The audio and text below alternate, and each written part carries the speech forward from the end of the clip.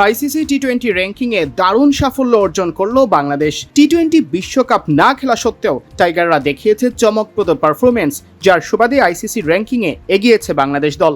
এক ধাপ এগিয়ে বাংলাদেশ এখন টি-20 র্যাঙ্কিংয়ে অবস্থান করছে 8 নম্বরে। তার চেয়েও বড় কথা, বাংলাদেশ পেছনে ফেলেছে সাবেক বিশ্ব চ্যাম্পিয়ন ও এশিয়ার চ্যাম্পিয়ন শ্রীলঙ্কাকে। আইসিসির বার্ষিক হালনাগাদকৃত র্যাঙ্কিংয়ে বাংলাদেশ এখন আছে 8 নম্বরে। টাইগারদের রেটিং পয়েন্ট 225, আগে তা ছিল 224।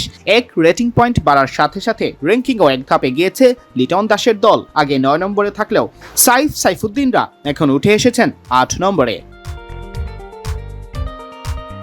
এদিকে বাংলাদেশের উত্থানে কপাল পুড়েছে সাবেক বিশ্ব চ্যাম্পিয়ন ও এশিয়া কাপ চ্যাম্পিয়ন শ্রীলঙ্কার। দলটি এক ধাপ নিচে নেমে গেছে, পয়েন্টও কমেছে তাদের। আগে যেখানে পয়েন্ট ছিল 227, এখন তা 221। 8 নম্বর থেকে তাই 6 পয়েন্ট হারিয়ে দলটি চলে গেছে 9 নম্বরে। বাংলাদেশের ওপরে থাকা দলগুলোর র্যাঙ্কিংয়ে অবশ্য কোনো পরিবর্তন হয়নি। সবার শীর্ষে যথারীতি ভারত, বিশ্ব চ্যাম্পিয়নদের রেটিংও বেড়েছে 2 পয়েন্ট। দ্বিতীয় স্থানে আছে ইংল্যান্ড, তাদের 3 পয়েন্ট বেড়েছে।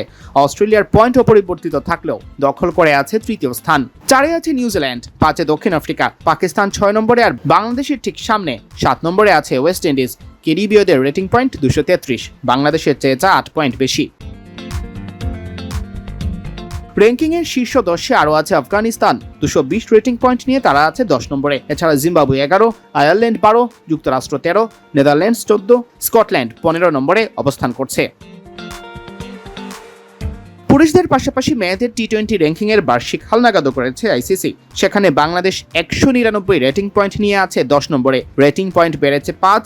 এছাড়া অস্ট্রেলিয়া শীর্ষে, ইংল্যান্ড দ্বিতীয়, ভারত তৃতীয়, নিউজিল্যান্ড চতুর্থ ও দক্ষিণ আফ্রিকা 5ম স্থানে রয়েছে। 6 থেকে 9 নম্বর পর্যন্ত যথাক্রমে ওয়েস্ট ইন্ডিজ, শ্রীলঙ্কা, পাকিস্তান ও আয়ারল্যান্ড, অর্থাৎ বাংলাদেশ আছে আয়ারল্যান্ডেরও পেছনে। সিয়াম চৌধুরী, বিডি ক্রিক টাইম।